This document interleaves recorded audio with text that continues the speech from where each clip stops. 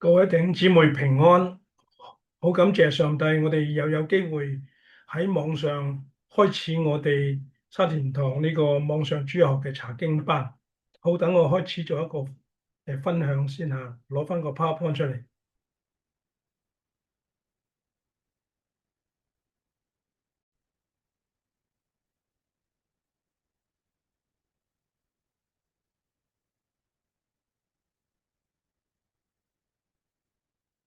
好啦，我哋咧今次係仍然會查雅各書嘅，今次係第二課。第二課我哋睇翻呢張圖啊。呢張圖咧係我哋上次咧，我哋一齊睇過嘅。係由一個美國兩個嘅牧師咧，佢哋藉住啲基金會咧，就推展讀書嘅計劃。咁就原本係英文㗎啦。不過當推廣到嚟香港嘅時候咧，有香港本地嘅信徒咧，佢哋都好有心啊，就將英文咧就變咗做中文，就係我哋上次睇過。有肢體就話咧，哇，好有趣喎！我係啊，好有趣，因為咧都係好有心做嘅。咁就係雅各書。咁其實咧，我哋今日嚟到去讀雅各書嘅時候咧，雅各書有分開兩部分嘅第三章啊，兩部分。第一個部分咧就係1到12節，就係話要約束你嘅口舌喎。跟住第二個部分咧就係話咧係13到第18節咧就話有兩種智慧。咁一陣咧我哋會進入去當中嘅經文部分嘅。好啦。喺未進入經文部分嘅時候咧，咁我就想同弟兄姊妹咧講下啲經外篇嘅嘢。咁我哋都會知噶啦，不過咧我都講一講咧。其實咧我哋話咧，我哋要研經查經咧，其實都不外乎呢兩個嘅條件嘅啫。一個就係話以你嘅理性啦，另外一個咧就係以你嘅情感啦，即係感性同埋理性咧去查經咧要平衡嘅。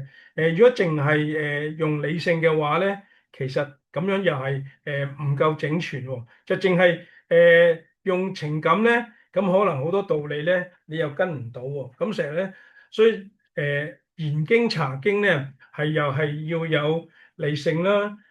又有感性，咁樣嗰個查經咧係會嚟得咧係整全好多嘅。咁我哋再落去講一講咧，就係話咧閱讀啦嚇。有關閱讀係點樣咧？點解我會講到閱讀啫？我就會去引申㗎啦。點解話閱讀咧？其實閱讀大家都會知道嘅嚇。人閱讀咧，即係讀書咧，其實最初嘅層次咧唔使講嘅，大家都會知㗎嘛，就要識字咯，係咪？要識字。誒，如果你唔識字嘅話咧，你根本閱讀唔到㗎。所以大家就知道咧，就算今日嘅香港嘅教育嘅學制都咁樣啦，你要識字先啦。識字咧係最初嗰個層次嚟嘅。但係咁樣喎，啲字識咗之後咧，識咗啦，但係唔代表一個人咧係明白晒當中嘅意義㗎喎。你諗係咪？唔係嘛？識晒啲字都仲未識，有時候就係咁奇怪噶啦。啲字你識晒啦，但係咧你係唔知道當中嘅意思喎。嗱，下低咧有張相咧，就俾大家去睇一睇當中嗰個咁樣嘅例子啦。嗱，呢個咧係個巴士站嘅塗鴉嘅文字嚟嘅。嗱，當中咧係冇任何嘅難字，係咪？好多人其實一啲都唔識㗎喎。咩叫做若見諸相非相，你都唔知。咁你話唔係喎？喂，我查電腦用 AI 咁樣咪查到咯？咁樣你諗清楚，你唔識，你查 AI 你好似識，但係其實咧都唔係你識，係 AI 話俾你聽，你好似識啫嘛，係咪？咁其實有啲咁奧妙嘅情況喺度啦。嗱，所謂查聖經咧，其實咧都係閱讀嘅一種，係咪？所以聖經中所有嘅詞彙，你都認識晒之後咧，係唔代表我哋已經完全認識聖經㗎，係真㗎。因為咧，聖經入邊咧有好多嘅道理咧，係有待我哋去探究嘅。我哋再講翻閱讀先。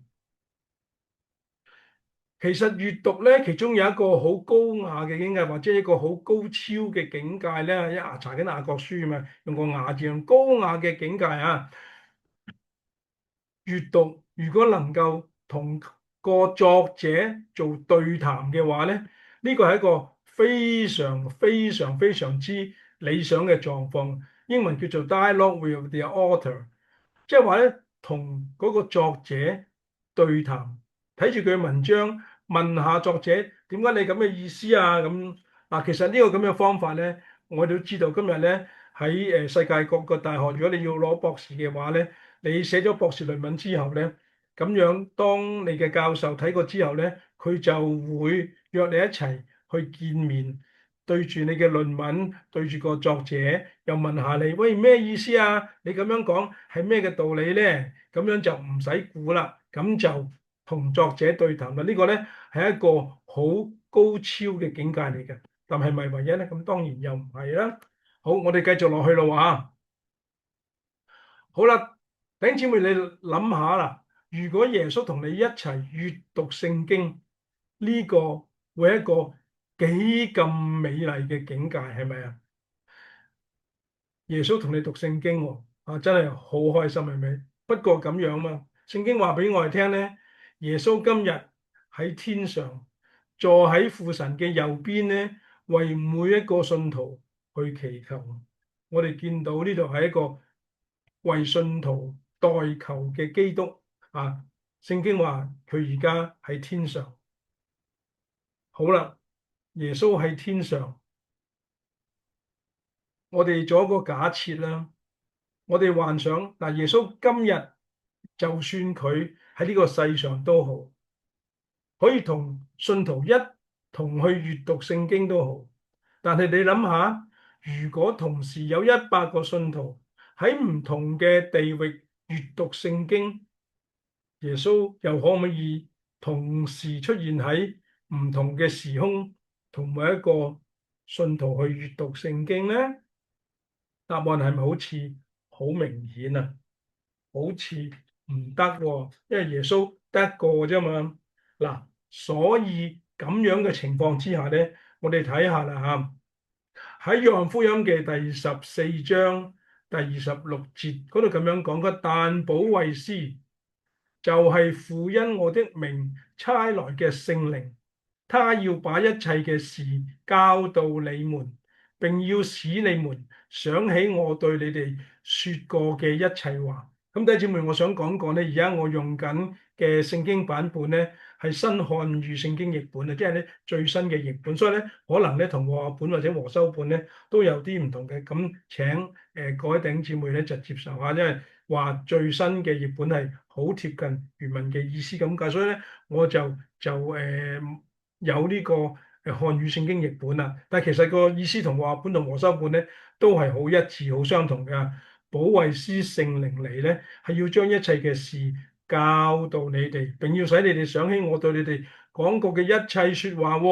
除咗約翰福音14章26節咁樣講過之後咧，喺2章之後，約翰福音嘅16章第12到13節有咁樣講過嘅。我仲有許多嘅事想話俾你聽。其實耶穌對住門徒咁樣講，我咗好多嘅事想話俾你聽，但係你哋而家係擔當不了嘅。咩叫擔當不了？即係你哋唔識㗎，你哋承擔唔起，你哋唔會明白㗎。不過你要等到真理嘅聖靈嚟，即係呢個聖靈係屬於真理㗎啦。呢個真理嘅聖靈嚟到之後咧，呢個聖靈係要引導你哋進入一切嘅真理。弟兄姊妹聽清楚，耶穌話係一切的真理，唔係部分嘅真理，唔係聖經嗰啲真理，係世上所有嘅真理。因為聖靈唔係憑住自己去說話嘅，而係將佢所聽見嘅都講出嚟俾信徒知道。而且你哋即係信耶穌嘅人啊，屬神嘅人啲門徒咧，要宣告將要來臨嘅事，將要來臨嘅事能夠講出嚟咧，喺舊約聖經咧就叫做先知啦，係咪？將要來臨嘅事，但係其實咧，原來咧，我哋每一個信徒咧都有先知嘅職分喎嚇，要將來嘅事咧話俾未知未信嘅人聽。將來有咩事啊？將來係耶穌會再翻嚟呢個大地，要我哋去準備，要信耶穌，準備將來嘅事。好啦，所以當我哋查考聖經嘅時候咧，就應當求住喺我哋心入邊嘅聖靈去幫助，引領我哋進入聖經入邊嗰個偉大嘅真理啦。有聖靈幫助嘅，因為咧聖靈喺我哋心入邊居住咧，呢個都係聖經話俾我哋聽一個真理嚟嘅。好啦，我哋繼續經外篇咧，有啲咁得意嘅事想同大家講，有關雅各書嘅二三事咧，趣味聖經嘅知識嚟嘅啦，當大家考下大家啫。聖經新約聖經入邊咧，有幾多卷書卷咧係由耶穌嘅同母嘅弟弟寫成嘅咧？你知道啦，係咪啊？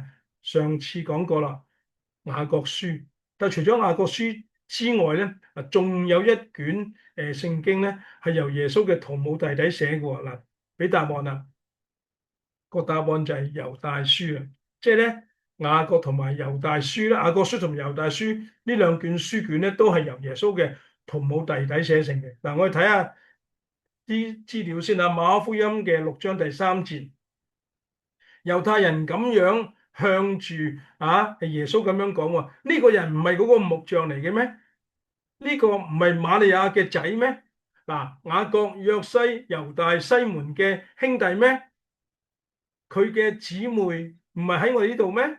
於是佢哋咧就唔肯相信佢啦。我哋見到咯，雅各、猶大、耶穌嘅兩個細佬喺呢度就出現啦。咁所以咧，雅各書同埋猶大書咧就係喺新約嘅兩卷由耶穌同母嘅弟弟去寫成嘅，就俾大家知嚟得意啲咁解啫。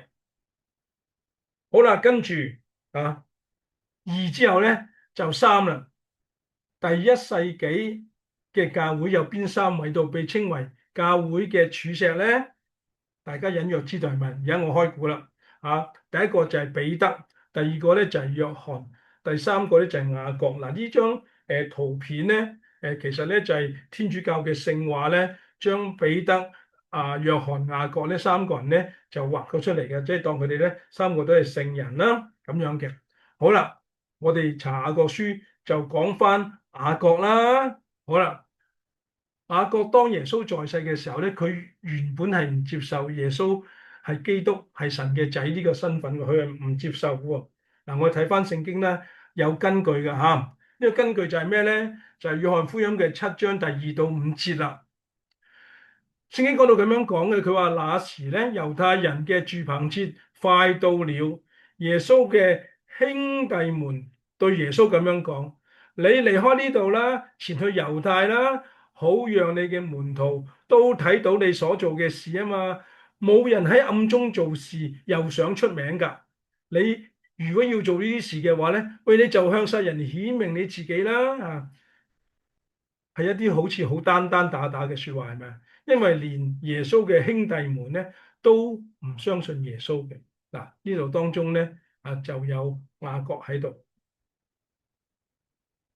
但係咁樣雖然耶穌在世嘅時候咧，雅各唔接受耶穌係基督係神子嘅身份啫，但係喺耶穌復活咗之後咧，耶穌係特別向雅各顯現嘅，將雅各挽回翻之後咧，雅各更加成為咗初期教會嘅領袖。頭先我哋講咗啦，嗱，哥林多前書15章3到7節係呢個保羅嘅說話嚟嘅。保羅講乜嘢啊？我從前領受又傳給你們的，當中第一要緊的就是照着聖經所記，基督為我哋嘅罪死咗、埋葬咗，又照住聖經所記，佢第3日復活咗。佢向基法顯現，即係彼得啦。然後咧，耶穌就向12個使徒顯現。咁之後咧，一次就向500多個弟兄顯現，當中大多數到而家仲喺度。當年咧有一部分咧就已經睡了，即係話已經返咗天家啦。之後咧，耶穌咧就向雅各顯現。然後咧就向所有嘅使徒顯現。呢個雅各咧就唔係嗰個使徒雅各，呢個雅各咧就係耶穌嘅弟弟雅各。因為咧雅各耶穌門徒嘅雅各，佢好早就殉道喺耶路撒冷。呢個雅各啦。好，我哋翻到呢度咧，就我哋講翻啦。雅各書嘅第3章咧，第一個主題咧就係話咧要約束我哋嘅口舌啊。其實呢個都對我哋有好大嘅提醒。我哋讀聖經先。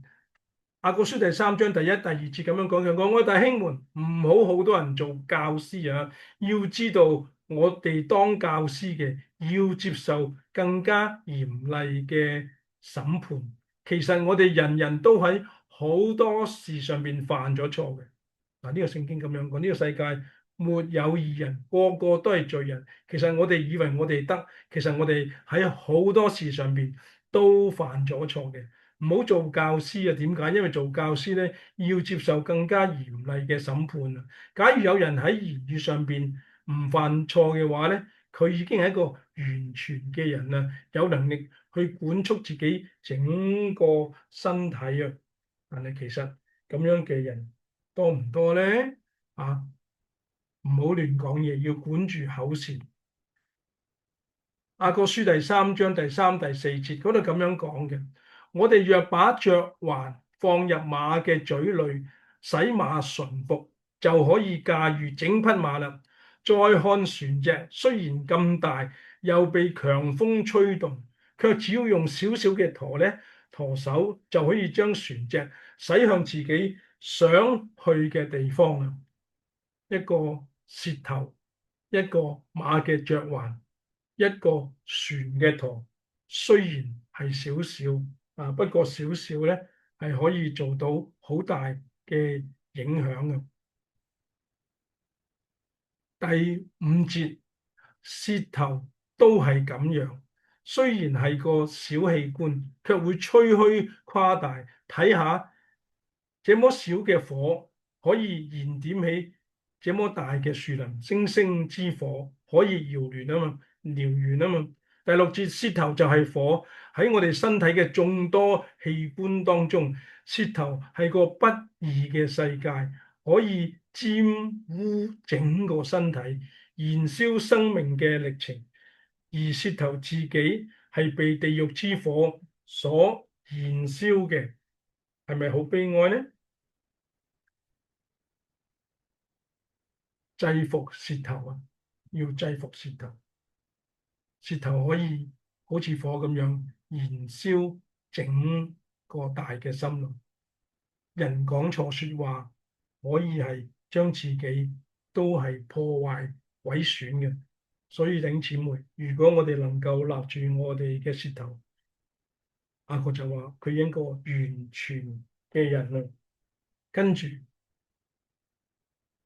第9節，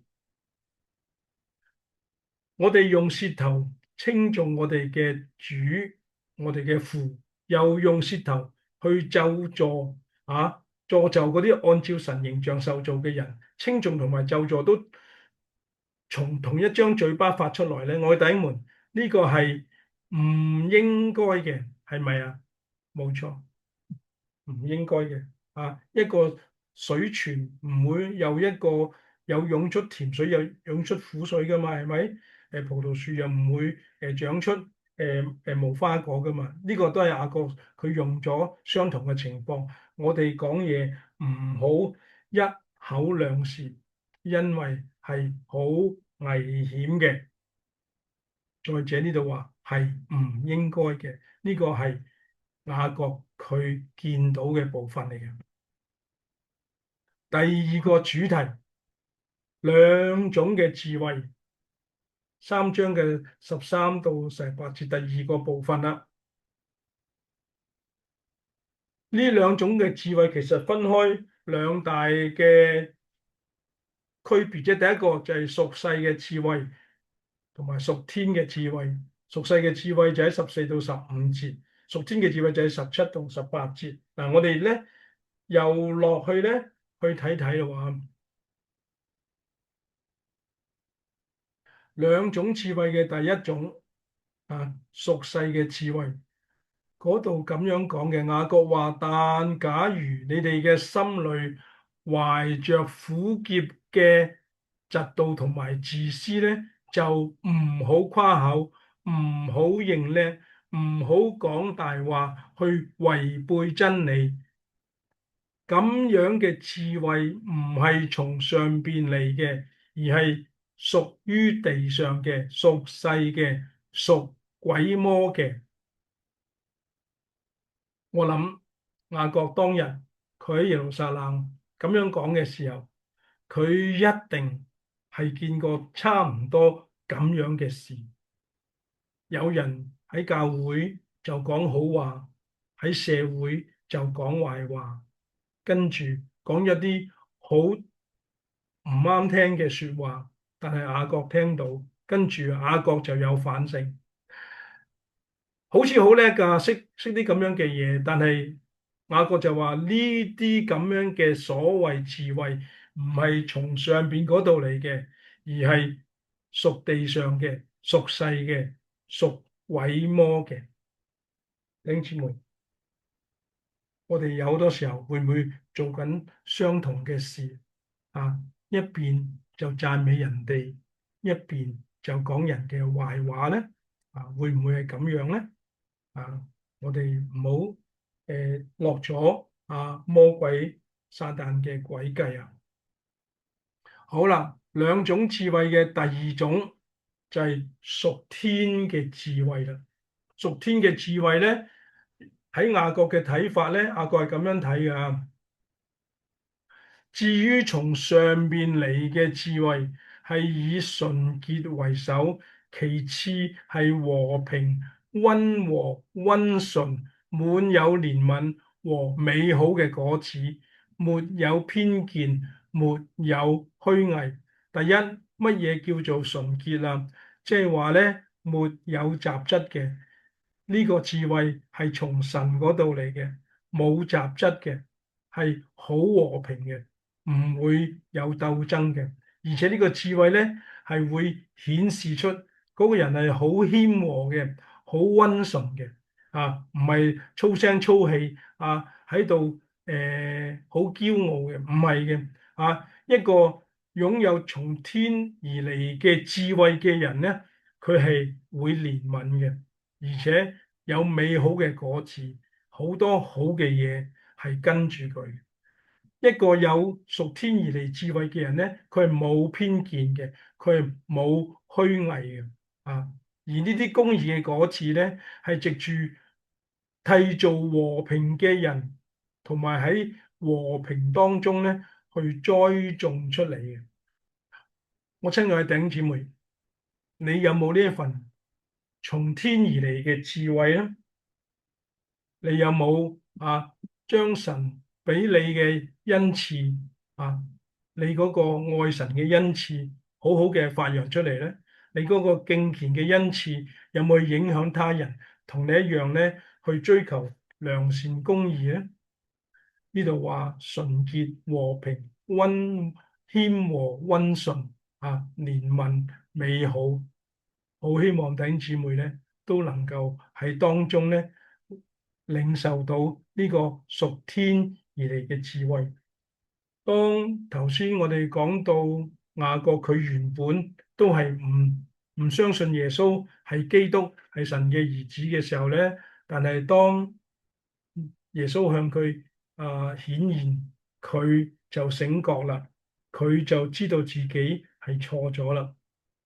咁樣以下我仲有一首聖詩想同大家分享嘅就係，當有咁樣情況喺香港有個叫做互愛團契喺一班癮君子信耶穌之後咧，佢哋歸信耶穌，咁就去傳福音。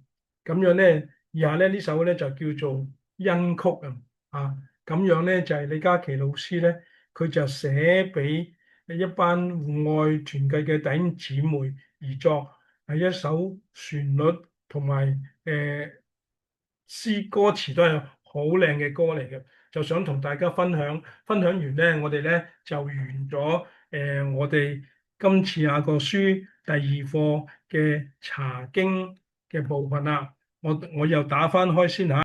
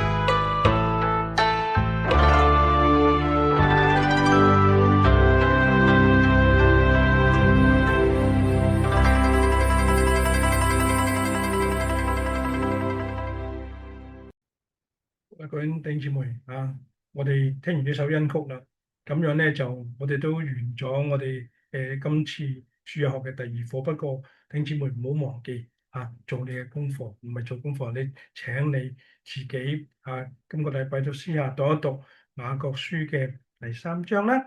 咁多位再見啦，拜拜。